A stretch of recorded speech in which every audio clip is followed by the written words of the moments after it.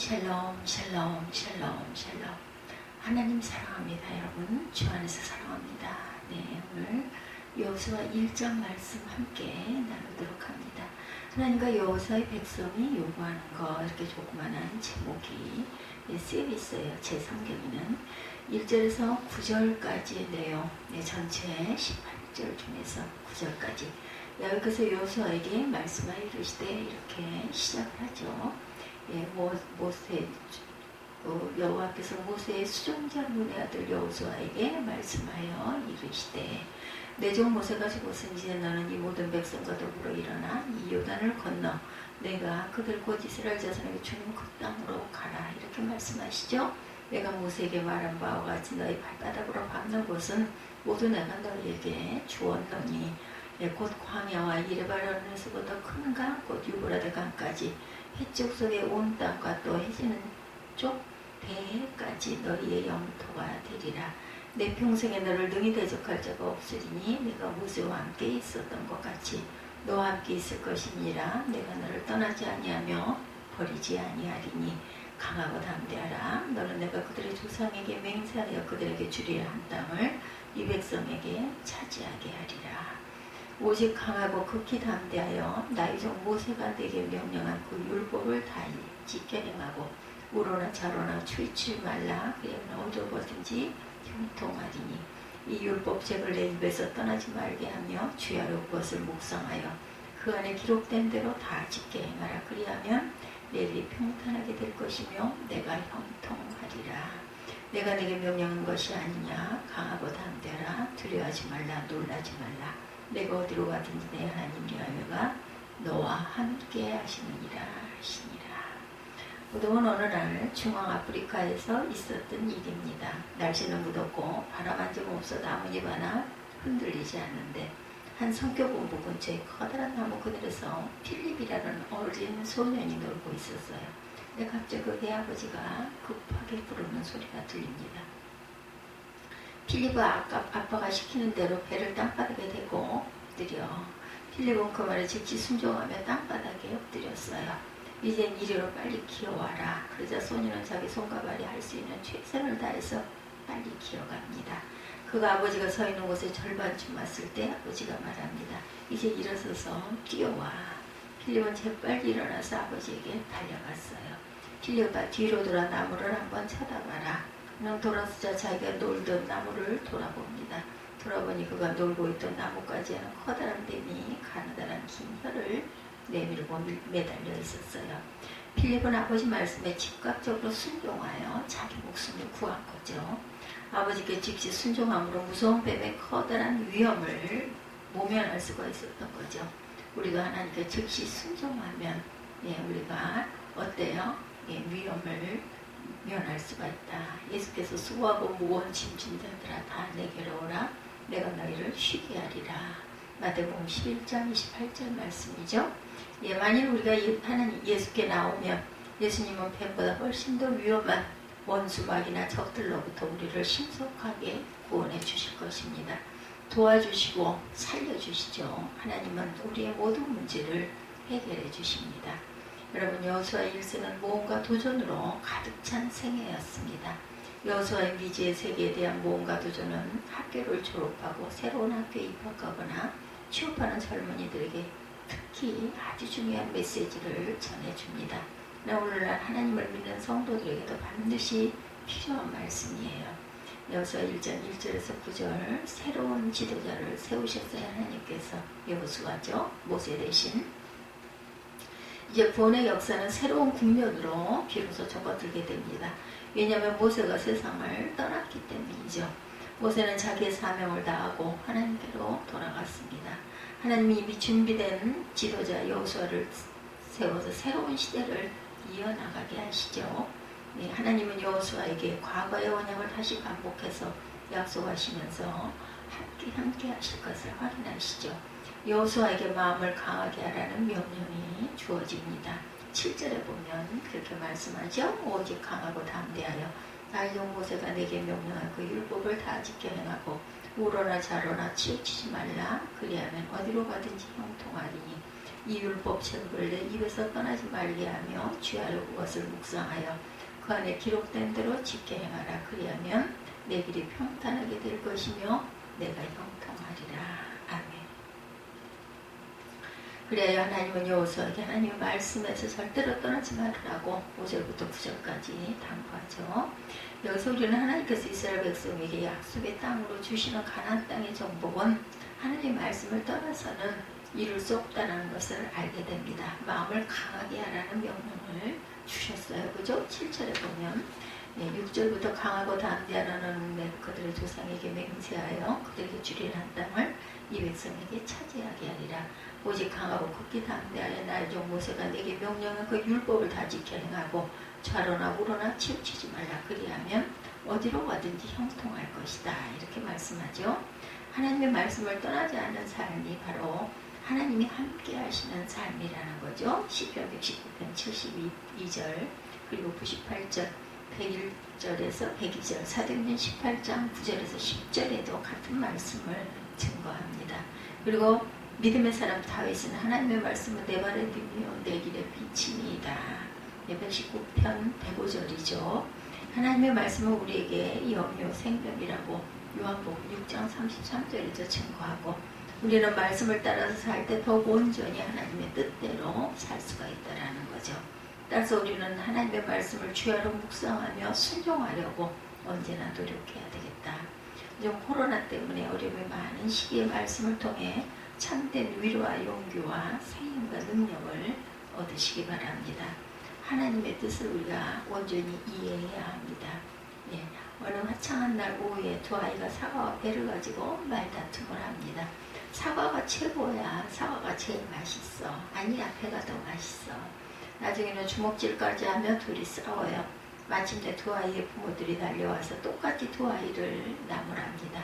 그러나 내용을 알고 나자 상대 아이를 야단칩니다. 그래서 다시 어른들의 싸움이 시작되었다고 그래요. 이렇게 열정적으로 싸우는 이유는 한 사람은 사과 과수원을 하고 있고 다른 한 사람은 배밭의 주인이었기 때문이랍니다. 두 사람이 싸운다는 소리를 듣고 마을 사람들이 달려옵니다. 그들 중에도 사과밭 주인도 있고 배밭 주인도 있었어요. 그래서 자연스럽게 양군대 똑같이 싸움을 시작합니다. 마침내 싸움에 지친 마을 사람들은 존경하는 한 지혜로운 현재를 찾아가서 묻기로 합니다. 현재는 사과와 배를 받아들고 말합니다. 복숭아를 가지고 왔구나. 아닙니다. 이것은 사과고 이것은 배입니다. 현재는 사과와 배를 맛있게 먹고 말합니다. 역시 복숭아가 맛이 있구나. 이 이야기는 마치 우리의 신앙생활의 단면과 흡사합니다.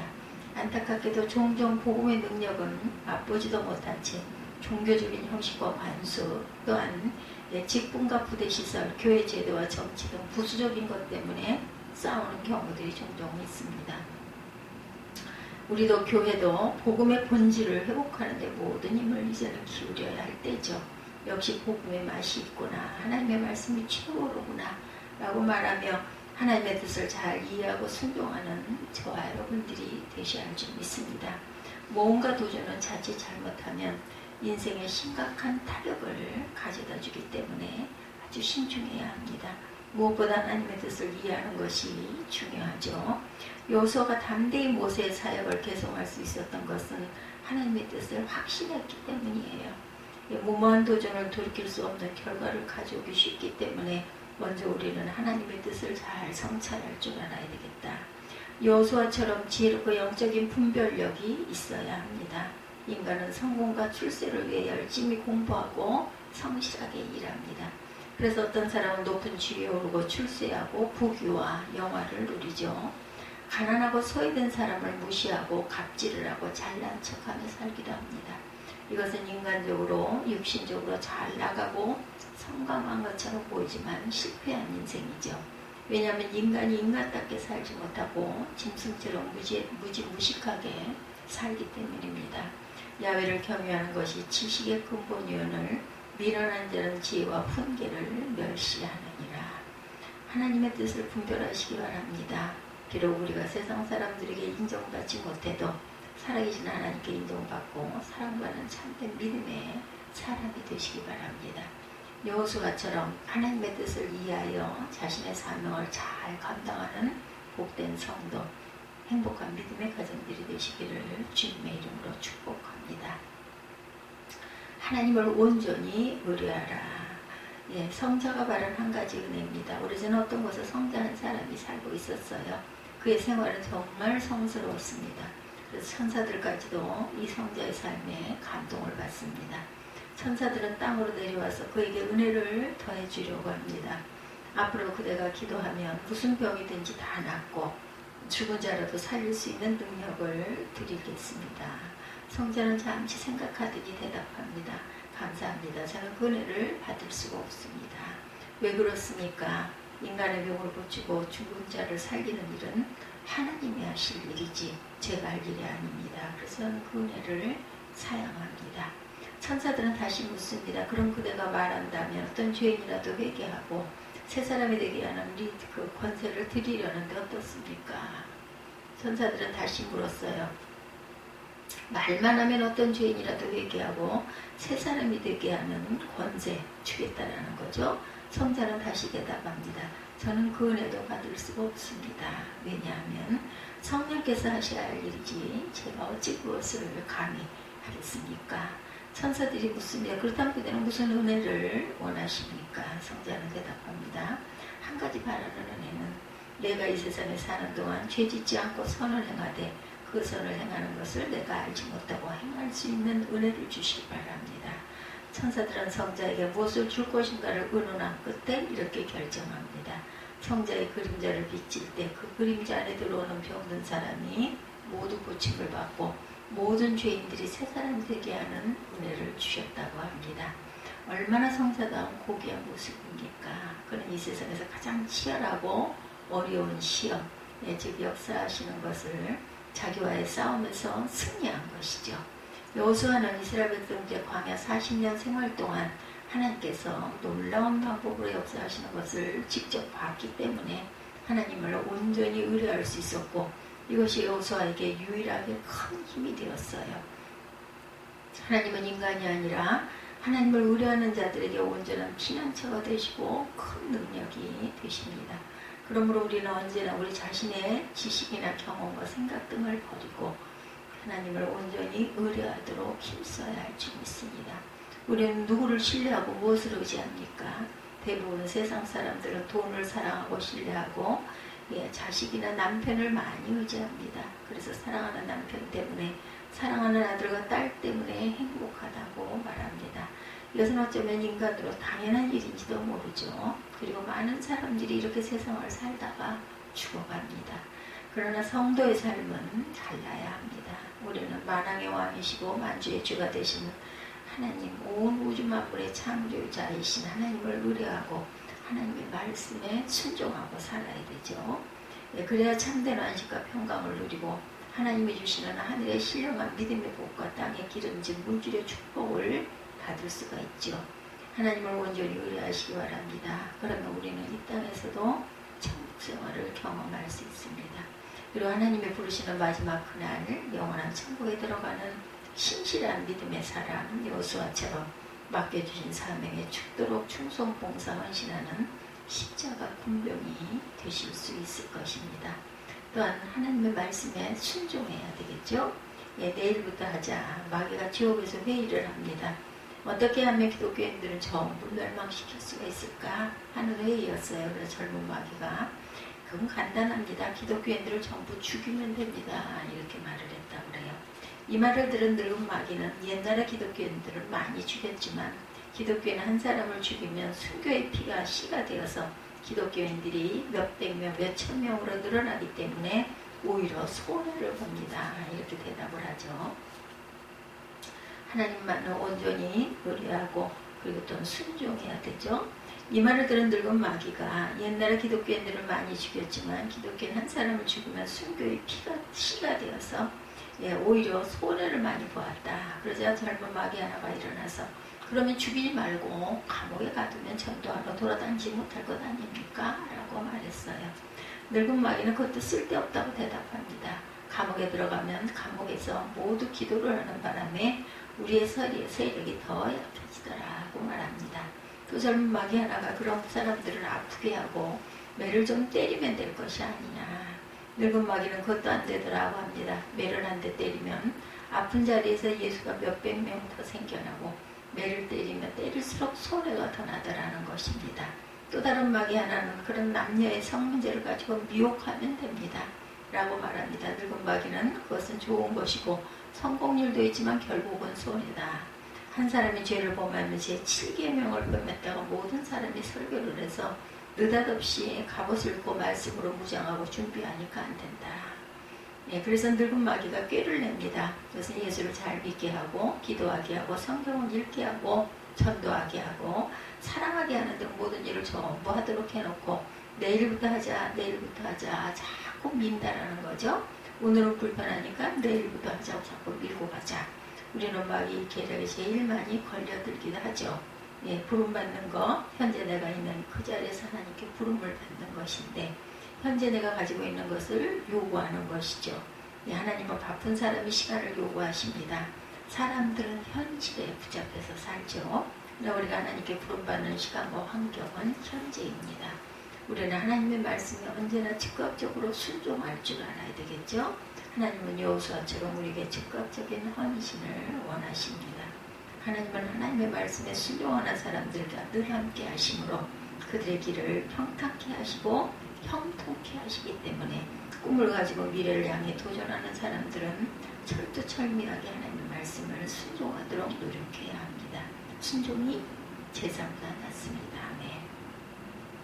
사울은 하나님께 왕이라는 특권을 부여받았음에도 불구하고 하나님의 말씀에 불순종함으로 이스라엘의 초대 왕으로서 실패를 하고 전쟁터에서 두 아들과 함께 죽고 맙니다. 세상에서 성공을 위한 확실한 에너지는 무엇보다 하나님 말씀에 대한 겸손하고 올바른 순종이죠. 하나님 말씀은 우리의 능력이죠. 우리는 누구입니까? 하나님의 독생자이신 예수를 믿고 구원받는 하나님의 자녀들입니다. 그러므로 우리는 언제 어디서나 하나님의 말씀을 경청하고 겸손하게 순종하며 살아가는 믿음의 자녀들이 다 되어야 할 줄 믿습니다. 원수마귀는 자신의 때가 얼마 남지 않음을 알고 믿는 자 하나라도 쓰러뜨리고 잡아먹으려고 달려들죠. 온갖 수단과 방법을 다 동원해서 믿는 자들을 미혹하고 정죄합니다. 여러분, 여호수아처럼 하나님 말씀에 순종하시기 바랍니다. 우리는 예수님처럼 죽기까지 하나님의 말씀에 순종해야 합니다. 겸손히 하나님과 이웃을 섬기는 참된 성도의 삶을 살아가시기 바랍니다. 여호수아처럼 맡겨주신 사명을 끝까지 잘 감당하는 착하고 충성된 종이 되시기를 주님의 이름으로 축복합니다.